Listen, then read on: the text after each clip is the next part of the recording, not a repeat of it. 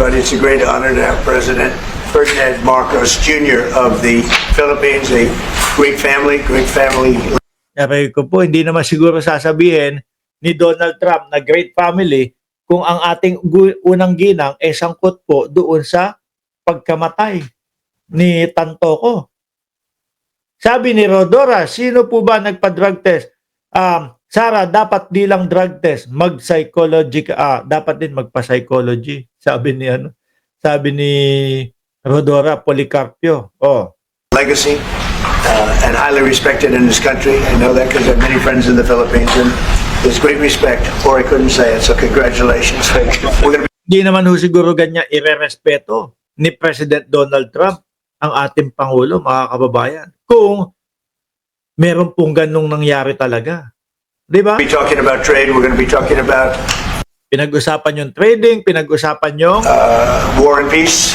They're a very kapayapaan. important nation militarily, and we've had some great drills lately. We're back with them. I think I can say that the last administration was not getting along with them too well. They didn't get along with anybody. They didn't know. Yun nga ang sinasabi ko si Rokansaki no? Kaya ganyan yung title natin. Akala ko tropa nila Bato de la Rosa. Kung makabate si Bato de la Rosa, naku po, congratulations doon sa amigo ko na si Donald Trump sa pagkakapanalo. Si Roque, naku, eto na! Nandito na si Donald Trump, si Sante na, si Bongbong Marcos. Wala, lahat po sila pahiya. At lalo pa ho, masasaktan ho sila mga kababayan pag narinig po nila ang sasabihin dito ni President Donald Trump doon sa ikalawa nating video. Honestly, they didn't know what they were doing. But we have some Eko po. Mga Duterte, yung sinabihan, atras ko lang ho mga kababayan. and we've had some great drills lately. We're back with them. I think I can say that the last administration Narinig nyo? The last administration, sino po yung huling administrasyon? Dating Pangulong Duterte. Ulitin ko the last administration, ano po? and we've had some great drills lately. We're back with them. I think I can say that the last administration was not getting along with them too well. They didn't get along with anybody. They didn't know. Honestly, they didn't know what they were doing. Hindi nyo daw pala alam yung ginagawa ninyo, Sara Duterte. Dating Pangulo, naririnig mo ba kami? Hindi nyo daw pala alam kung ano ginagawa nyo, yung mga pagkiling-kiling nyo sa China, etc. Ito pa, meron pa, yung mga build nilang pinagyayabang. Ilan daw ho yun? 1,200 ang pinagyayabang po na build.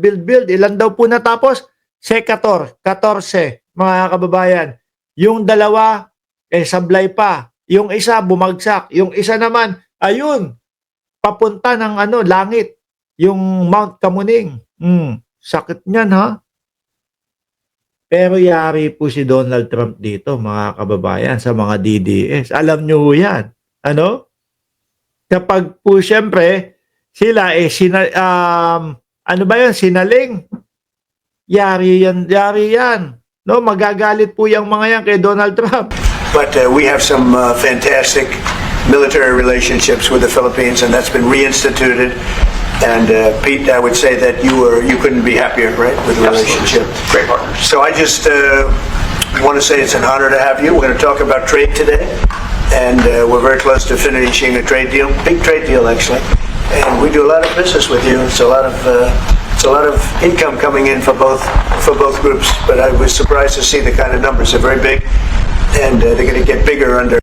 Dali mga DDS, okay pa kayo? President Donald Trump, the past administration and won't going along they didn't know what they're doing. Yung past administration, ang dating Pangulo. What we're doing and what we're proposing. And I just want to thank you for being with us. It's a great honor. You and your representatives, really a great honor. We have a big announcement. AstraZeneca, the big drug company, is going to spend $50 billion, just announced $50 billion in the United States in order to build various places all over the country, big manufacturing plants, pharmaceutical plants all over the country, so that's an honor. And he said they did that because of the election and because of the fact that the tariffs are placed. So they're building their facilities in New York. Huwag nyo na kasing paiyakin. Nasasaktan na nga doon sa mga sinasabi ni Trump eh. Lalo na narinig nila na hindi nila alam kung ano ginagawa nila. Actually, nagkandaletse-letse naman po ang bayan natin. Tingnan mo, yung mga itinatakwil po ng ibang bayan, ng ibang bansa ho, mga kababayan, ng mga pogo-pogo. Aba, pasok ho yun sa bayan natin. Napagtawanan nga lang tayo. Di ba? Napagtawanan na nga lang ho tayo, mga boss chipamo, sir. Biruin mo sa kanila, oh, bawal sa amin yung pogo. Hindi pwede sa amin yung mga pogo. Ay, sa amin pwede yan. Legal sa amin yan. Gagawin namin legal yan. Sabi nga ni Bato de la Rosa, kung illegal, di gawin nating legal. No? O ayan, sabi ni Gracious Grace, $50 billion daw. Wow, weak leader. Gumraduate si PBBM. Ano? billion. That's a big investment. And it's going to be a very good investment. I have no doubt about it. So thank you to AstraZeneca. And with that, I'd like to have you say a few words, please. Thank you very much, Mr. President.